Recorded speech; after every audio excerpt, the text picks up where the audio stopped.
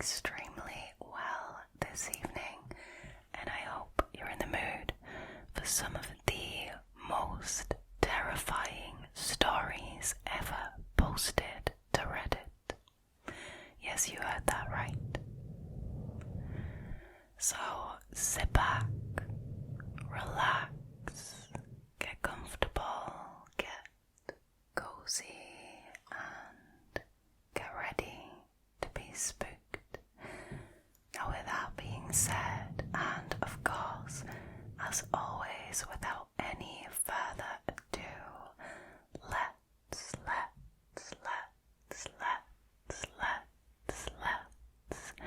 get into tonight's stories, shall we? Alrighty. Now, the first story is unfortunately immediately one where I can't credit the OP because their account was deleted. It's a rather old story, but it is incredibly unsettling. So this story is called A True, Very Creepy Surveillance Story. I was living with my parents and sister in Brisbane, Australia at the time. This happened in 2008, which means I was 19 at the time. I remember my dad had just got Foxtel cable TV in Australia, but only the TV in the lounge room could use the cable box, and I really wanted to somehow get the cable in my room without paying $99 or whatever for a new box. So Dad one day went out and bought an AV transmitter / receiver. It was basically a 2-piece bit of hardware where you would plug this tiny box into the cable TV in the lounge room, and it would then transmit a video signal to the receiver, which was connected to the TV in my room. So one Saturday, I decided to connect it. My younger sister, 16 at the time, was the only other person home at the time, upstairs in her room. My room was downstairs. I opened the box and connected it up. At first, I was going back and forth, trying to get the cables right, trying to get the channel right, etc., but no luck, until I finally got something. I remember just sitting there and something started fuzzing. Now, this is where things start to feel like a horror movie. I remember thinking, oh, here we go, and I was waiting to see the picture come in clearly. As it started fuzzing in, I remember that this whole time the cable set-top box wasn't even on, and that's why it wasn't working this whole time. But then why am I getting a signal? It seemed to hit me all at once as I realized the box was off, the picture fuzzed in, and I saw a bed. It freaked me the F out, as at first I thought it was my bed. I'd recently seen Saw 2, and I remember that scene where she turns on the TV and it's a camera filming her in her apartment. That was the first thing I thought of. I sprinted upstairs to my sister, absolutely terrified. I told her to come down and take a look. She came down and we both realized it wasn't my bed. We didn't know whose bed it was or how I was getting the signal. Obviously, it was the AV receiver picking up a camera signal, but we were just so confused as to who or what it was for. Eventually, my parents came home and we concluded that it would have to be a neighbour or someone living close by for us to be receiving the signal. waited around until about 6 p.m. and then someone came into the room. My dad recognized it as one of our neighbours. We still didn't know what the camera was for, but we assumed it had something to do with fidelity. Either his wife or he had set it up to watch the other and see if they were maybe cheating. It was either this or it was to tape themselves making love. We entertained the idea that he maybe was a murderer and he would film himself murdering people in his room, but we just did that to freak each other out. Let's not forget that these are teenagers that we're talking about, okay? They're trying to scare each other. We would always make jokes about how one night we'll turn it on and it'll just be his face with clown makeup, staring at the camera, waving, and then him walking out of the bedroom with a knife.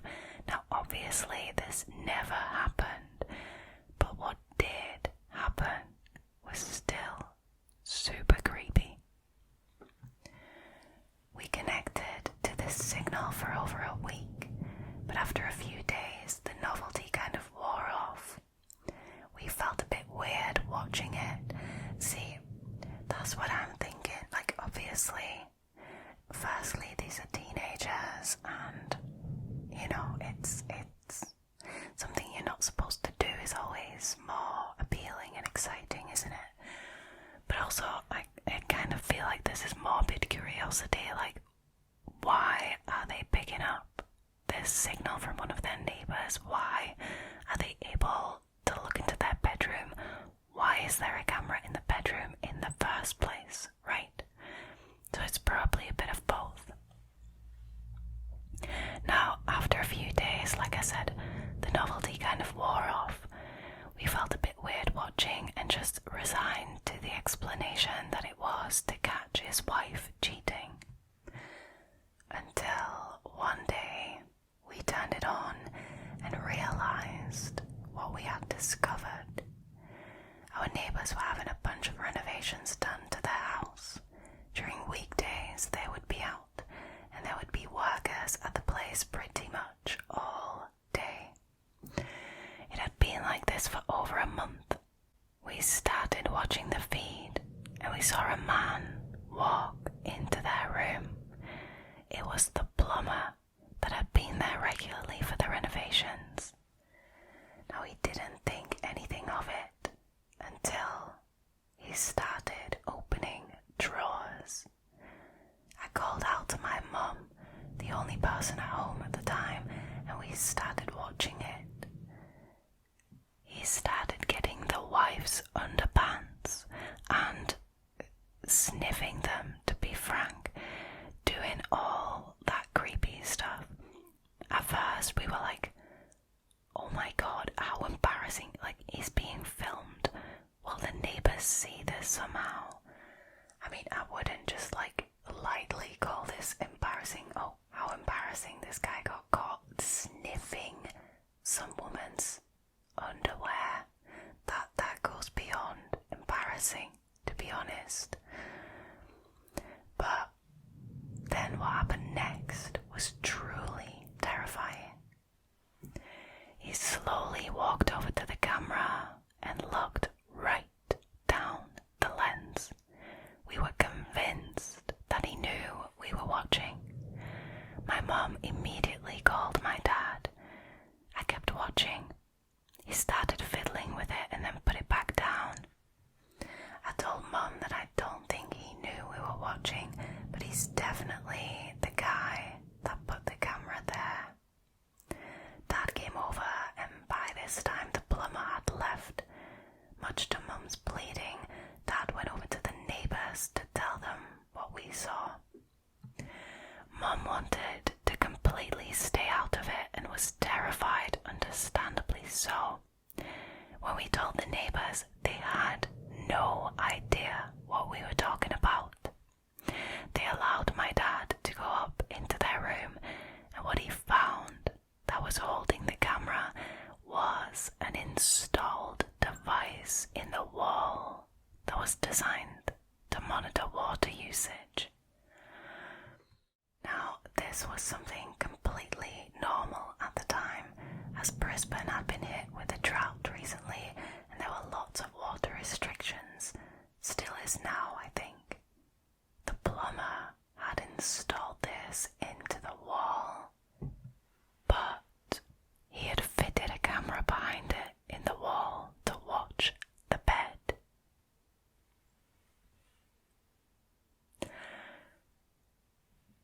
Absolutely not. That is disgusting. That is absolutely disgusting. We immediately called the police, who came over and conducted an investigation. For the next week or so, we didn't hear much about it. I spent most of this time just telling my friends, showing them pictures of what I saw on my TV, but truthfully, my whole family was scared every night. It was just very creepy thinking that we could have stuff like that hidden in our house. Exactly. That is exactly it. Chances are we didn't, but it was still really scary. After a couple of weeks, my mum was speaking to the wife next door and asked what happened with it all. The wife said that the police found out he would, at nights, come to our street and sit in his car, which had really tinted windows, and he would watch them on his laptop.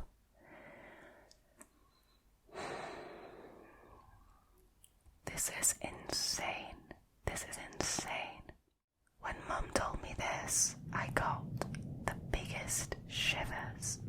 The reason was, besides the obvious of a creepy dude sitting in his car watching some people through a hidden camera, was because on multiple nights, when I had driven home late from my girlfriend's or walked home drunk after a night out, I remember seeing a station wagon.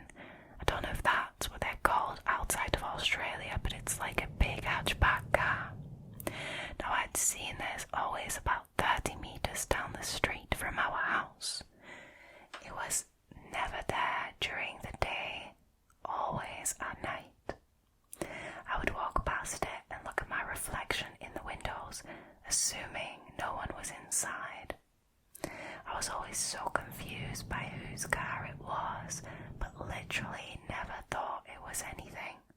It still scares me so much that it was just this creepy plumber sitting back in there on a laptop watching a hidden camera stream of my neighbour's bedroom.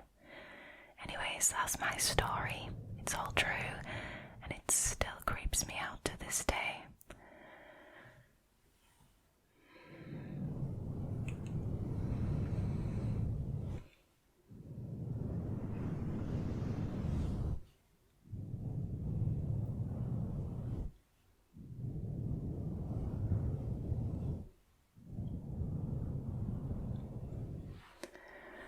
I think, personally, one of the worst feelings, or one of the worst things that you could discover, is something like this that causes you to not feel safe in your own home. Your home should be your safe place.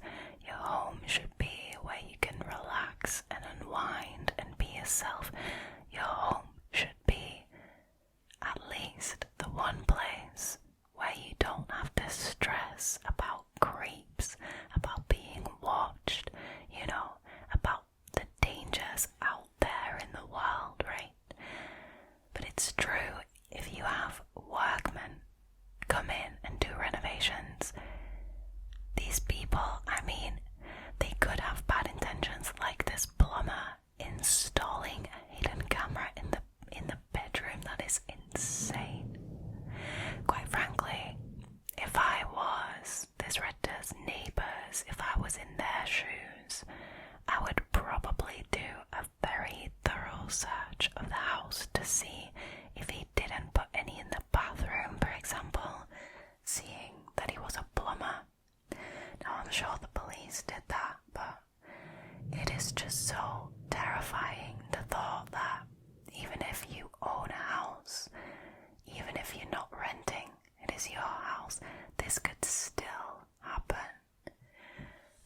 house still most of the time belonged to somebody before you, and if it didn't, you had to have had workmen come in and do renovations and do odd jobs, and if they have bad intentions, they could very easily pull a stunt like this.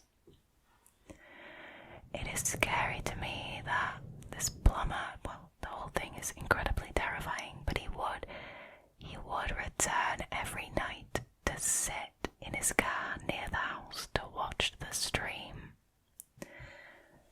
That is so disturbing, and I really hope, since the police was involved in all of this, that they actually caught the guy. I really hope so.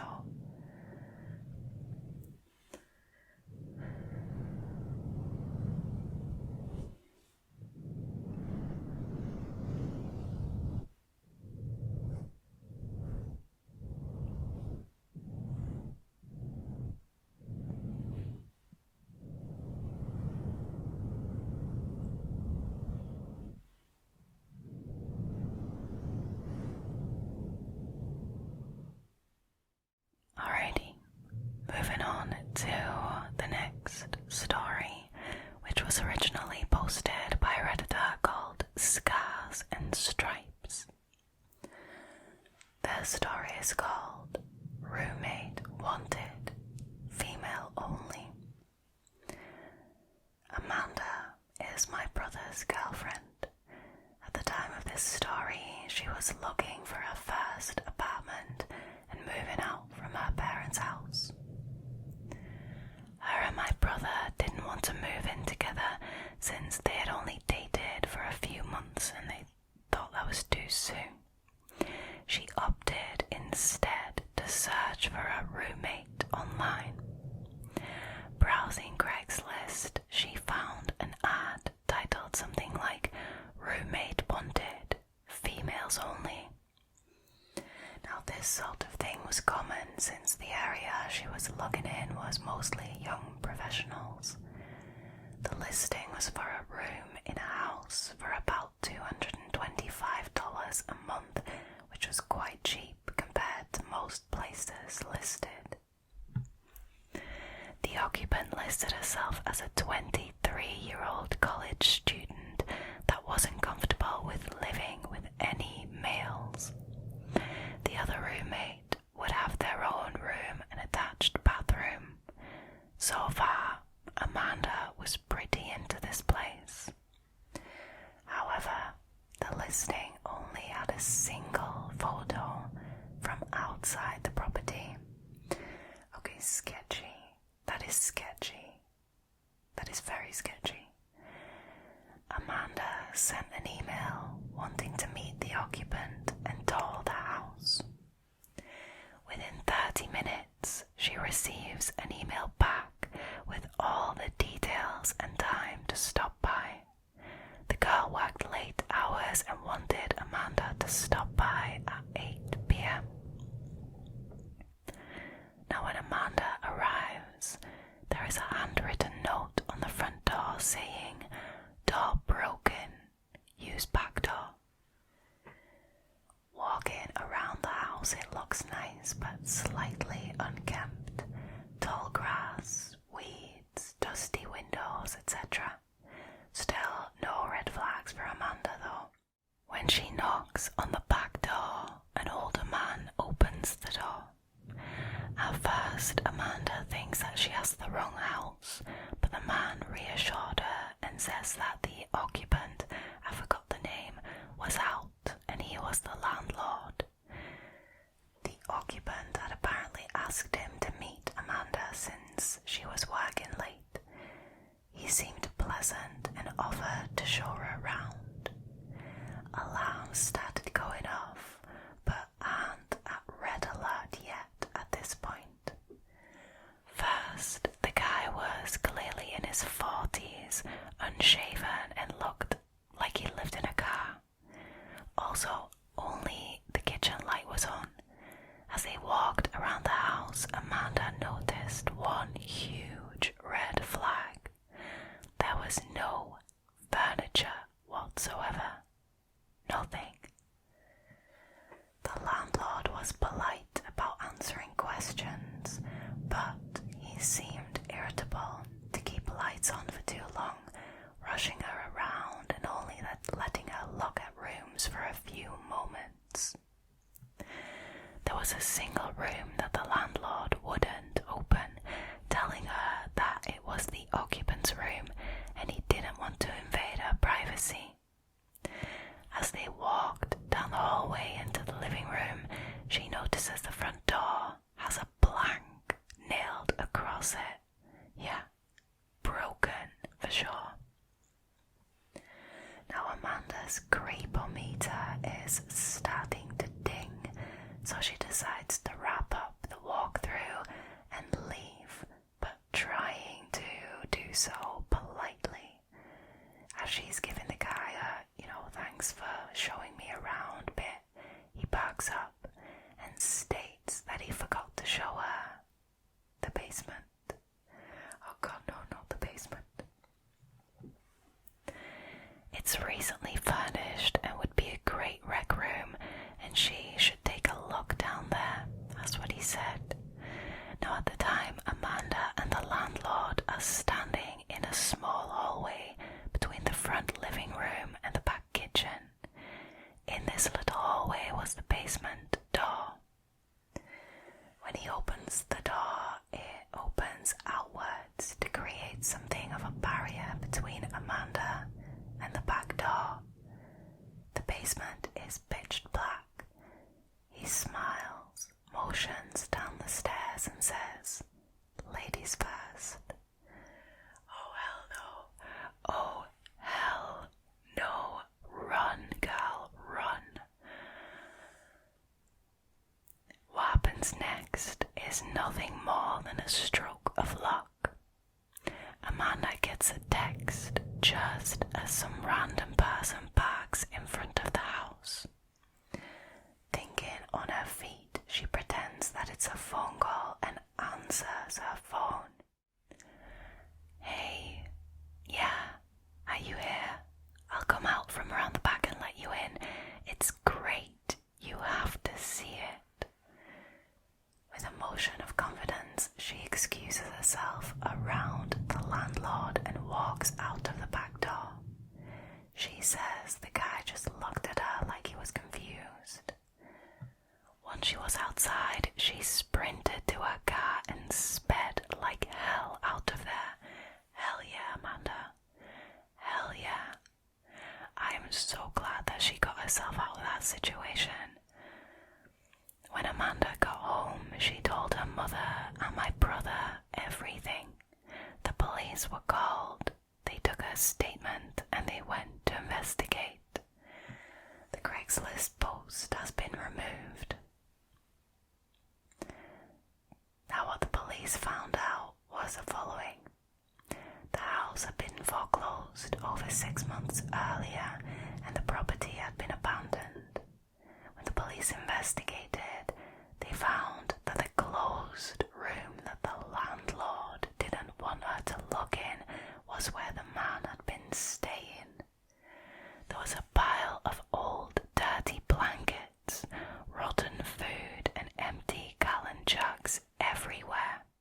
More creepy was that he had plastered ripped up pages from adult magazines on all the walls in the room. Where did he even find adult magazines? The really scary part though was the basement. The man had tied a thin piece of fishing twine at about shin level across the stairs about halfway down, so she would trip. Oh god, oh good god. Oh, that is bad news. That is... Oh god, I really don't like where this is going. The basement was empty, except another pile of old blankets, a broom handle wrapped in leather belts, and a small box with a few rolls of assorted tape, duct tape, electric, etc. Now Amanda ended up not moving in.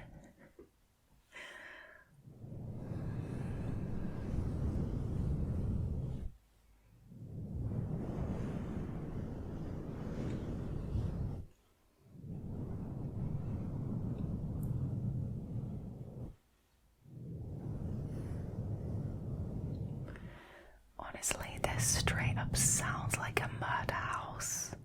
What the hell?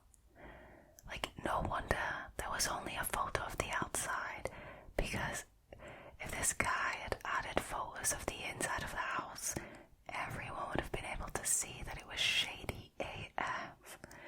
No furniture, filthy, guy being weird about turning lights on. You know, obviously you can't see that on a photo, but anyways, the front door is boarded up. There's a mysterious room that, you know, you're not allowed to look in. And the basement, the recently renovated basement, was in fact completely empty, with a broom handle wrapped in leather belts. What is that about? And then I'm not even talking about, you know, the piece of fishing wire that was tied around shin height halfway down the stairs so that the person going down the stairs would trip. I mean, no wonder he was like, ladies first. Oh my god, I am so glad Amanda got out of that situation when she did. The fact that she got a text and a car pulled up in front of the house at the exact same time. Sorry. The only explanation in my mind is guardian angel. That is such a massive coincidence and such a lucky coincidence.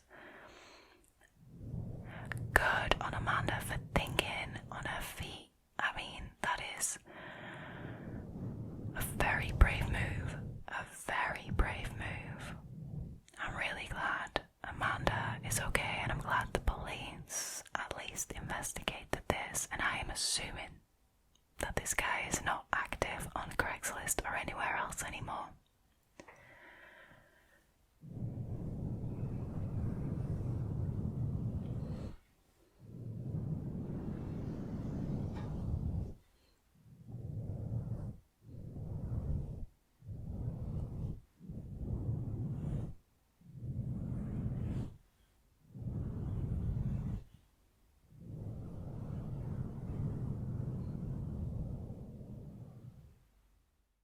Alrighty, so the last one was originally posted by a Redditor called Ping Pong 1234. The story is called The Whistler. When I was about 8 years old, I was taking my dog for a walk through my neighborhood with my mom. It was maybe 11 p.m. We live next door to a swamp/woods area on the edge of our neighborhood in Lansing, Michigan. I remember it being very silent and slightly windy. From down in the swamp, we heard somebody whistling at us. It sounded sort of like a bird, but each whistle was different enough where the lack of consistency made it human-like. The whistle sounded higher than lower, two-toned, I can't describe it. My mum had a concerned, slightly terrified look on her face and grabbed my hand and said that we should go inside, quickly. I didn't understand because I was too young, but seeing my mum freak out made me freak out too. After a while though, I kind of forgot about it. Now, 2 years later, I was taking my dog out again, late at night. There is a large bush that could easily obscure a person behind it just next to the front door. As I was finishing the walk, the whistling noise started again. Same 2 pitches, same inconsistent human-like tones. As soon as I heard it, a chill went down my spine as I remembered exactly the feeling of seeing my mum terrified, looking down into the swamp at something I couldn't see, and maybe she couldn't either. I ran inside as fast as possible. Years went by and I thought about it less and less. I told only a handful of people, and eventually it slipped my mind.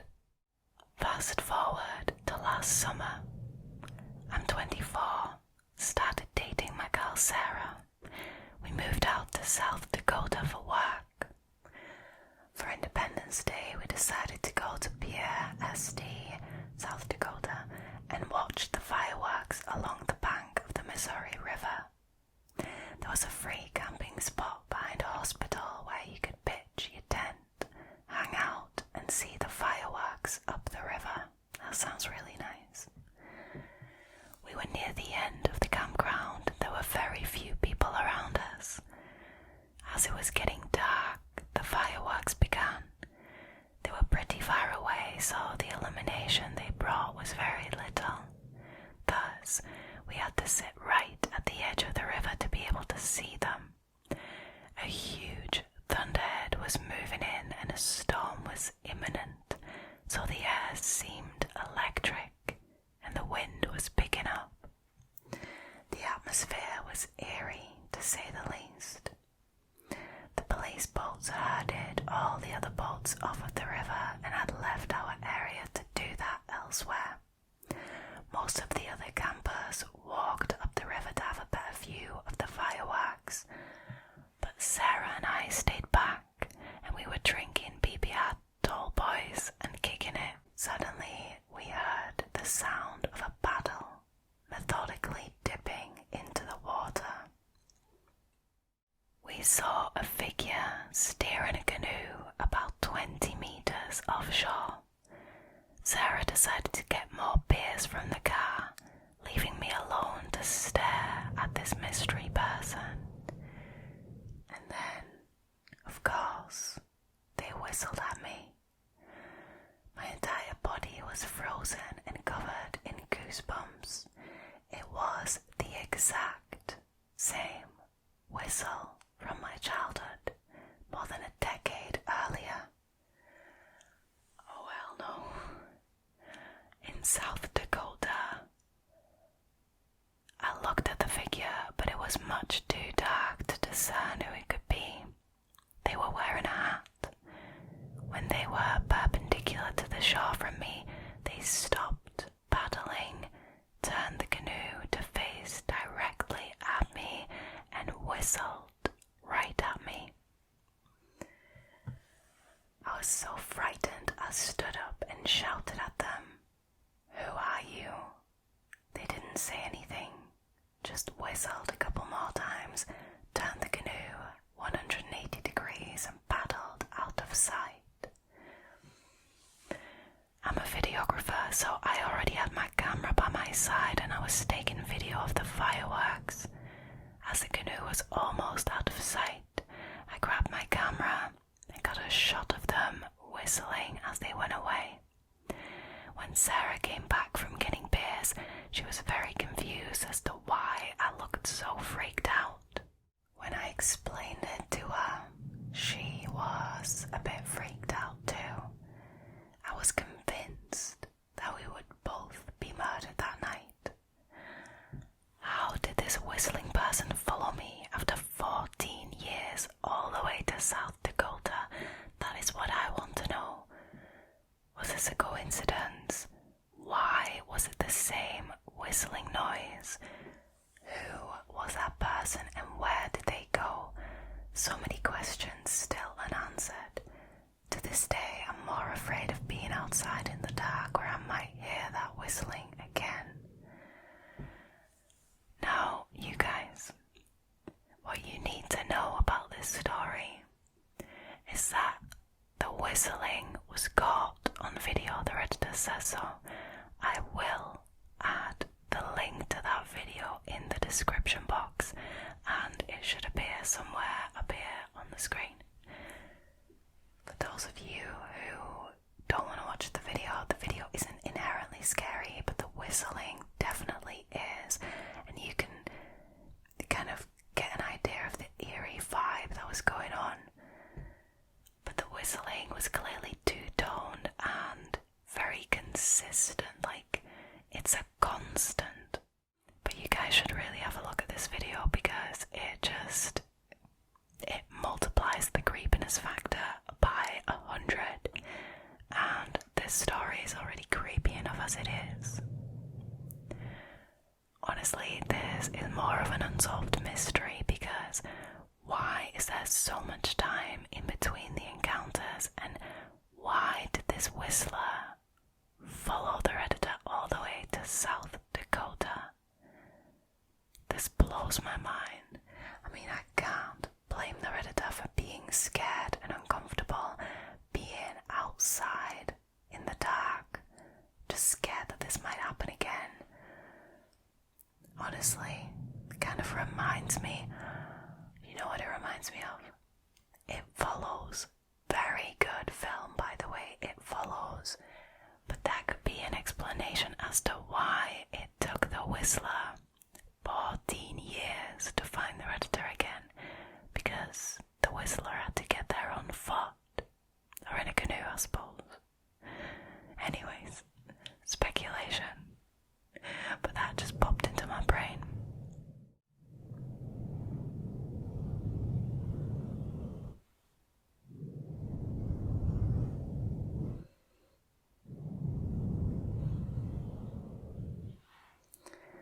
Alright, you guys, that was it for tonight's scary stories. Thank you so much for watching. I hope you enjoyed this episode. If you did and you haven't already, please consider subscribing to the channel, liking this video and leaving a comment down below. It really helps, and I really enjoy reading you guys' comments. Now, all there is left for me to do is to wish you a very